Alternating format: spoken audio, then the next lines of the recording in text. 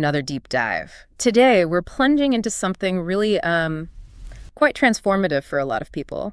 Brené Brown's book, The Gifts of Imperfection. Yeah, its subtitle is Living a Wholehearted Life, which really captures it. Exactly. And reading it, it doesn't feel like just reading a self-help book. It's more like having a really honest chat with a wise friend. A very well-researched friend. Right. We've pulled some key ideas, some core excerpts to guide us today. And our mission, really, is to unpack this central message she has about worthiness. You know, how we can actually embrace who we are right now, just as we are. That core message. Yeah.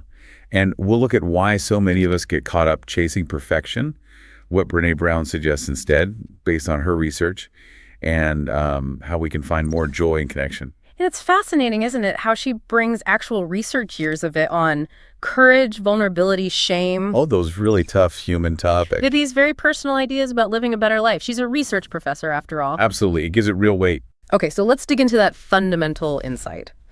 You are enough right now, as you are. Not, when you lose 10 pounds or get the promotion or become more popular. Right now. It sounds so simple when you say it like that. It does, but it feels, pretty revolutionary when you really let it sink in, doesn't it? Completely. Because it cuts against everything we absorb, That constant message of not enough yet. Right. And this simple sentence, you are enough. It's the foundation, the bedrock of what she calls wholehearted living. Wholehearted living. Yeah, it's a way of engaging with the world from a place of worthiness. It's a total shift, really, from looking outside for validation. Like needing praise or likes or whatever. Exactly, to cultivating an internal sense of worth. And she doesn't just say, do this. Yeah. She built it on 10 guideposts, these sort of practices for living more authentically. Okay, guideposts. And one big thing she tackles right away is this trap, the perfectionism trap. Oh, definitely. The hustle for approval. Yeah, that constant hustle. We wear masks, we try to please everyone, hide our flaws. What happens? Well, the irony is, right, the more we try to look perfect, the more exhausted we feel, anxious, disconnected even. It backfires. Totally. Her research shows this clearly. We think perfection protects us, but it actually isolates us.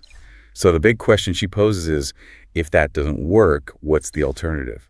And her answer isn't try harder. No, it's the opposite. It's embrace imperfection.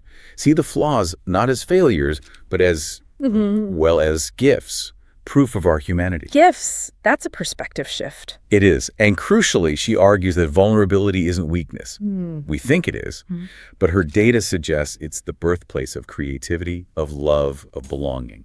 It takes courage to be vulnerable. The courage to show up and be seen, warts and all. Exactly. Even when you can't control the outcome. That makes so much sense. Okay, so let's talk about those guideposts. One that really jumps out is about letting go of what other people think. Oh, huge one.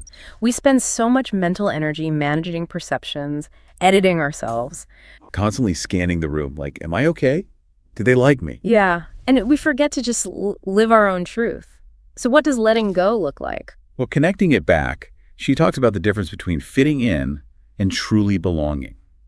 Fitting in means changing yourself to be accepted. Belonging means being accepted for who you are. And you can only belong if you're willing to be authentic, which means letting go of that constant need for approval. So it connects to authenticity. Deeply. And also to self-compassion. That's another guidepost. Learning to talk to yourself kindly, like you would to a friend who's struggling. Instead of that harsh inner critic most of us have. Right. Shifting from external judgment to internal kindness. That builds resilience. Okay, and another guidepost you mentioned was about gratitude and joy. How does that fit in? Yeah, and her take on this is interesting. Joy isn't something that just happens when life is perfect. It's actually a practice. A practice. How so? It's about actively noticing and appreciating the small, ordinary moments.